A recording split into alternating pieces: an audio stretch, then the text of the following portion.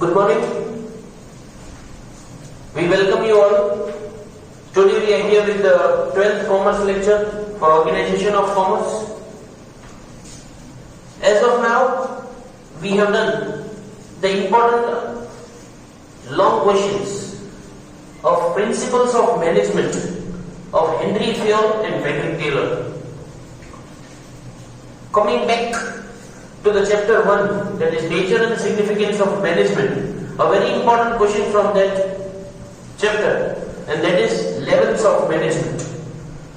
Friends, Principle of Management પછી આપણે પાછા આવીને આપણે આજે છે ચેપ્ટર નંબર 1 માં, એટલે કે nature and significance of management માં, જેનામાં એક બહુ જ ઇમ્પોર્ટન્ટ આન્સર આજે આપણે ડિસ્કસ કરવાનો છે અને જેનું નામ છે લેવલ્સ ઓફ મેનેજમેન્ટ.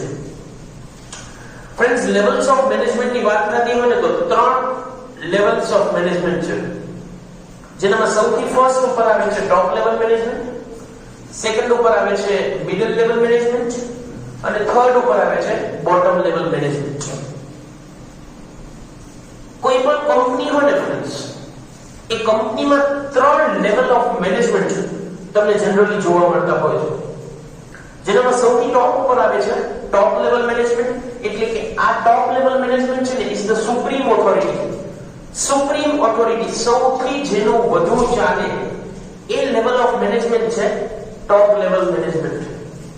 એનામાં કોણ આવે તો કે બોર્ડ ઓફ ડાયરેક્ટર્સ છે, જનરલ મેનેજર્સ છે, સીઈઓ છે કંપનીના. આ બધા કયા લેવલ ઉપર આવે? ટોપ લેવલ મેનેજમેન્ટ પર આવે. પડી ખબર? ટોપ લેવલ મેનેજમેન્ટ ઉપર કોણ આવે? ટોપ લેવલ મેનેજમેન્ટ ઉપર બોર્ડ ઓફ ડાયરેક્ટર્સ આવે, સીઈઓ આવે, જનરલ મેનેજર્સ આવે. આ બધા ટોપ લેવલ મેનેજમેન્ટમાં આવે. બોટમ લેવલ મેનેજમેન્ટમાં બધા અલગ ડિપાર્ટમેન્ટલ હેડ્સ આવે, સિનિયર મેનેજર્સ આવે, બરાબર? આ બધા બોટમ લેવલ મેનેજમેન્ટમાં આવે, સોરી મિડલ લેવલ મેનેજમેન્ટમાં આવે. ફ્રેન્ડ્સ, મિડલ લેવલ મેનેજમેન્ટ એક એવી લેવલ છે કે જે કનેક્ટ કરે કોને? ટોપ લેવલ ને અને બોટમ લેવલ ને. ઇટ્સ અ કનેક્ટિંગ કી. એમ કહેવાય ને કે સાંકળ છે. કેવી રીતે? મિડલ લેવલ મેનેજમેન્ટ છે ટોપ લેવલ મેનેજમેન્ટ અને બોટમ લેવલ મેનેજમેન્ટ ની વચ્ચે એક સાંકળ છે. ઇટ્સ અ કનેક્ટિંગ કી. જો ટોપ લેવલ મેનેજમેન્ટ ને કંઈ પણ ઇન્સ્ટ્રક્શન્સ પાસ કરવા હશે કે કામ આપવું હશે તો એ મિડલ લેવલ મેનેજમેન્ટ ને આપશે. મિડલ લેવલ મેનેજમેન્ટ છે એ બોટમ લેવલ ને પાસ કરશે. બોટમ લેવલ મેનેજમેન્ટ ને જે કામ થઈ ગયું હશે એ પાછું સબમિટ કરશે મિડલ લેવલ મેનેજમેન્ટ ને, અને મિડલ લેવલ છે એ ટોપ લેવલ ને પાછું રિવર્ટ બેક કરશે. બરાબર? એવું કોઈ કેસમાં નહીં થાય કે ટોપ લેવલ છે સીધો બોટમ લેવલના કનેક્શનમાં હશે કે બોટમ લેવલ વાળો વ્યક્તિ છે સીધો ટોપ લેવલ મેનેજમેન્ટની સંપર્કમાં હશે. એવું નહીં થાય. તો કનેક્ટિંગ લિંક છે મિડલ લેવલ મેનેજમેન્ટ. આજે આપણે એના ફંક્શન્સ જોવાના છે. સૌથી પહેલા આપણે ટોપ લેવલ મેનેજમેન્ટના ફંક્શન્સ જોઈએ. 3 માર્કમાં જનરલી પૂછાય છે, 10 છે, મેક્સિમમ યાદ રહે એટલા કરશો. તો સૌથી first, decide the primary and subsidiary objectives. કંપનીના બે ઓબ્જેક્ટિવ્સ હોય છે. એક તો પ્રાઇમરી ઓબ્જેક્ટિવ છે, જે મેઇન ઓબ્જેક્ટિવ કહેવાય.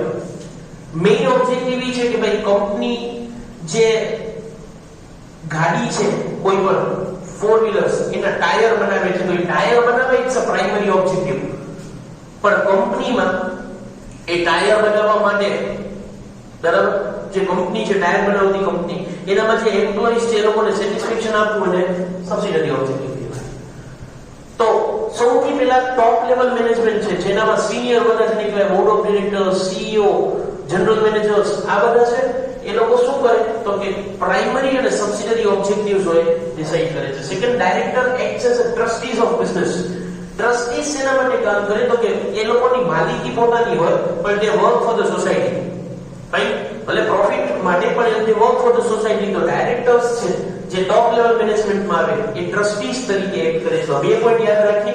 સૌથી પહેલા, decide the primary and secondary objectives. Second, directors act as the trustees of the business. Third, they select chief executive officer and higher officers and assign them authority and responsibilities. જે બધા higher level of જેને કહેવાય officers હોય, personal હોય, એ લોકોને select કરવા પડે, કારણ કે બહુ સ્ટ્રેટેજિકલી, બહુ સાયન્ટિફિકલી આવા હાયર લેવલ મેનેજર્સ છે એ લોકોને આ જે ટોપ લેવલ મેનેજમેન્ટ છે એ સિલેક્ટ કરે, એ લોકોને ઓથોરિટી આપે, એ લોકોને રિસ્પોન્સિબિલિટી આપે, મીન્સ કે એ લોકોને કામ સોંપે, એ કામ પૂરું કરવા માટે જે પાવર્સ એટલે કે ઓથોરિટી છે એ આપે. 3 પોઈન્ટ મારા સાથે યાદ રાખશો.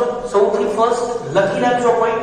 સૌથી first, to decide the primary and secondary objectives.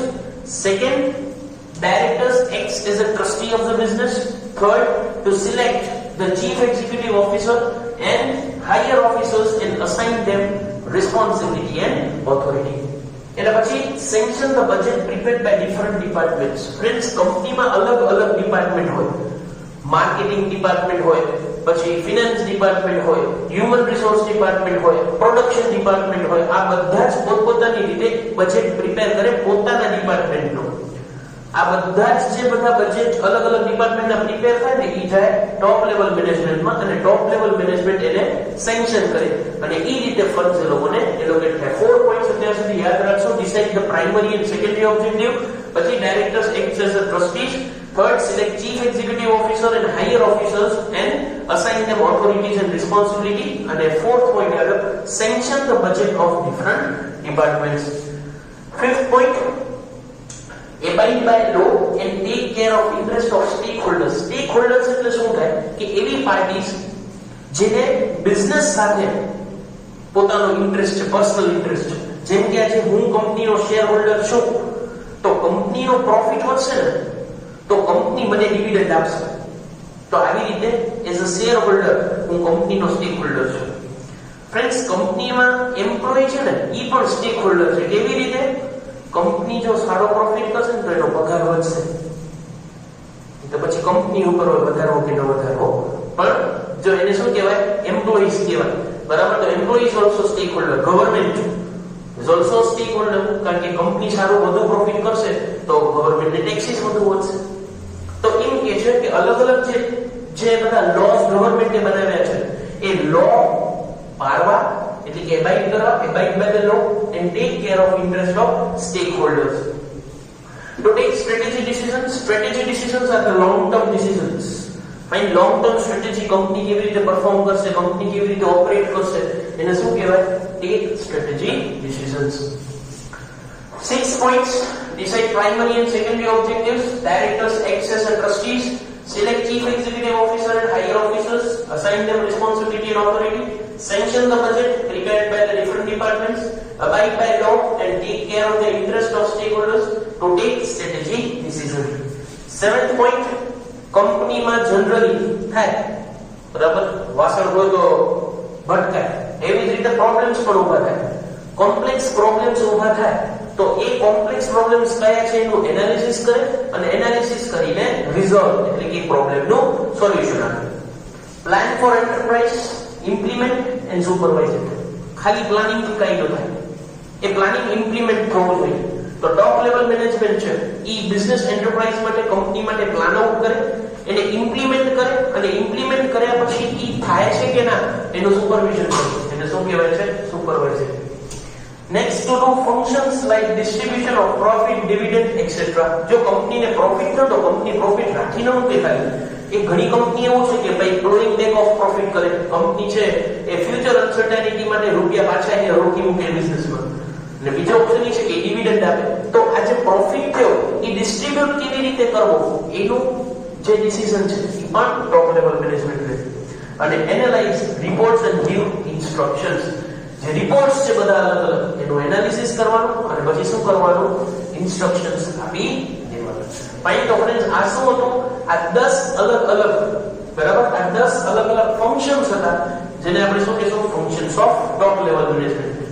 હજી આગળ કન્ટિન્યુડ આપણે રાખશું કે જેનામાં functions of middle level management અને બોટમ લેવલ મેનેજમેન્ટ પણ ભણશો. પણ ફ્રેન્ડ્સ, ખાસ જે પોઈન્ટ્સ આપ્યા છે એ સારી રીતે બુકમાં નોટ ડાઉન કરી નાખશો, લખી રાખશો અને મસ્ત યાદ કરી રાખશો. ડાયાગ્રામ દોરવો કમ્પલ્સરી છે. ફાઇન. Note down.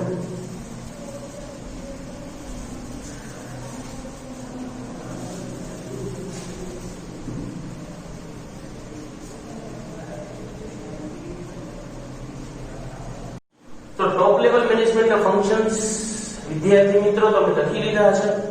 હવે આપણે જોઈએ મિડલ લેવલ મેનેજમેન્ટ. 3 માર્ક્સમાં પૂછાય તો અલગ-અલગ પૂછાય. જેનામાં કોણ આવે તો કે અલગ-અલગ ડિપાર્ટમેન્ટના હેડ્સ હોય. પહેલા તો એ કહી દઉં કે કંપનીમાં અલગ-અલગ ડિપાર્ટમેન્ટ હોય. પરચેસ ડિપાર્ટમેન્ટ હોય, માર્કેટિંગ ડિપાર્ટમેન્ટ હોય, ફાઇનાન્સ ડિપાર્ટમેન્ટ હોય, પ્રોડક્શન ડિપાર્ટમેન્ટ હોય. આ બધા ઇન્ડિવિડ્યુઅલ ડિપાર્ટમેન્ટના હેડ્સ હોય એ બધા કેમાં આવે? મિડલ લેવલ મેનેજમેન્ટમાં આવે. બરાબર, અલગ અલગ ઓફિસર્સ હોય, હ્યુમન રિસોર્સ મેનેજર હોય, આ બધા કેમાં આવે? મિડલ લેવલમાં. એનો શું ફંક્શન છે એ આપણે જોઈએ ક્લિયરલી. સૌથી પહેલા implement the orders and instructions given by CEO. CEO એટલે કે ચીફ એક્ઝિક્યુટિવ ઓફિસર. એના જે ઓર્ડર્સ એ CEO ક્યાં આવે? ટોપ લેવલ મેનેજમેન્ટમાં. ઈ ઓર્ડર્સ આપે, ઇન્સ્ટ્રક્શન્સ આપે, એને ઇમ્પ્લિમેન્ટ કરાવે કોણ? Middle level management. Second, prepare the budget by the departmental heads and present it to management. Middle level management શું કરે? એનામાં મેં તમને કીધું કે અલગ અલગ ડિપાર્ટમેન્ટલ હેડ્સ હોય. એ ડિપાર્ટમેન્ટલ હેડ્સ પોતપોતાના ડિપાર્ટમેન્ટના અલગ અલગ શું ફ્રેમ કરે? બજેટ ફ્રેમ કરે. અને બજેટ પછી શું કરાવે? ઇમ્પ્લિમેન્ટ કરાવે. અને પહેલા તો સૌથી પહેલા પ્રેઝન્ટ કરે. કોના પાસે? Top level management. કારણ કે એપ્રૂવ કોણ કરે? બજેટ બરાબર છે એવું કોણ ઓથોરાઇઝેશન આપે? ટોપ લેવલ મેનેજમેન્ટ એટલે પ્રેઝન્ટ કરે. Third, take steps to increase the efficiency of departmental activities. ડિપાર્ટમેન્ટમાં જે અલગ અલગ એક્ટિવિટીઝ થતી હોય ને, એ અલગ અલગ એક્ટિવિટીઝ છે એની એફિશિયન્સી એટલે કે મીન્સ વધુ સારી રીતે કામ થઈ શકે એના માટે એ લોકો પોલિસીઝ બનાવે. એમ્પ્લોઈઝનું એન્થુઝિયાઝમ વધે. to increase the enthusiasm of employees. અલગ અલગ કોન્ટેસ્ટ ને એ બધું ઓર્ગેનાઇઝ કરે. બરાબર, જેના કારણે શું થાય? એમ્પ્લોઈઝમાં એન્થુઝિયાઝમ વધે. to increase enthusiasm of employees. પછી to keep in touch with officers and establish coordination. અલગ અલગ મેનેજર્સ છે, ડિપાર્ટમેન્ટલ હેડ્સ છે, પોતાના ઓફિસર્સ સાથે કોન્સ્ટન્ટલી ટચમાં રહે. અને એ ટચમાં રહે એટલે એના કારણે શું થાય ફ્રેન્ડ્સ કે એના કારણે એક સારી રીતનું કોઓર્ડિનેશન આખા ડિપાર્ટમેન્ટમાં ઊભું થાય. અને લાસ્ટ છે to help top level management in taking policy decision. Top level management છે ને એ ડિજો ફ્રેન્ડ્સ ડિસિઝન લેતા હોય ને તો you need to have, it is must to have information. હવે ટોપ લેવલ મેનેજમેન્ટ છે એને કઈ ડિસિઝન લેવું છે બોટમ લેવલ મેનેજમેન્ટ માટે, તો એની પાસે ઇન્ફોર્મેશન ક્યાંથી હશે? તો એ મિડલ લેવલ મેનેજમેન્ટ એને ઇન્ફોર્મેશન આપશે કે ભાઈ આ સારી આ એમ્પ્લોઈઝ છે, બરાબર, આનું આપણે સેલરી ઇન્ક્રીઝ કરી શકીએ. એ બધી ઇન્ફોર્મેશન મિડલ લેવલ મેનેજમેન્ટ આપશે. તો જ્યારે પણ ટોપ લેવલ મેનેજમેન્ટ બહુ સ્ટ્રેટેજી બનાવતા હોય તો એ સ્ટ્રેટેજી બનાવવા માટે અને લાસ્ટ પોઈન્ટ આપણે જોવાનું છે કે to help top level management in taking policy decision. મેં કીધું ને કે પોલિસી ડિસિઝન લેવા માટે તમને શું હોય કે ઇન્ફોર્મેશન જોઈએ. અને ટોપ લેવલ મેનેજમેન્ટ ને બોટમ લેવલ મેનેજમેન્ટ ઇન્ફોર્મેશન પહોંચાડશે કોણ? તો ઈ પહોંચાડે middle level management. So it is must to have this middle level management that should help or that will help top level management in taking decision. તો friends આપણે શું કર્યું અત્યાર સુધી? ટોપ લેવલ મેનેજમેન્ટના ફંક્શન્સ કરે અને મિડલ લેવલ મેનેજમેન્ટના ફંક્શન્સ કરે. તમે આ લેક્ચરમાં આ બે જે લેવલ ઓફ મેનેજમેન્ટના ફંક્શન્સ છે વ્યવસ્થિત રીતે નોટ ડાઉન કરી લેશો. તમારા પાસે બુક્સની જે પીડીએફ પણ આવી ગઈ છે ગ્રુપ્સમાં, એનામાંથી નોટ ડાઉન કરી લેશો અને શોર્ટ પોઈન્ટ્સ મેં તમને કરી દીધા છે. એ રીતે તમે લખી અને દર્શી મેડમને ટોપ લેવલ મેનેજમેન્ટ અને મિડલ લેવલ મેનેજમેન્ટના વ્યવસ્થિત મોટે પોઈન્ટ્સ લખી અને આપી દેશો. ફાઇન. નેક્સ્ટ લેક્ચરમાં આપણે બોટમ લેવલ મેનેજમેન્ટ કરશું. Thank you. ખાસ નોટ ડાઉન કરી લેજો.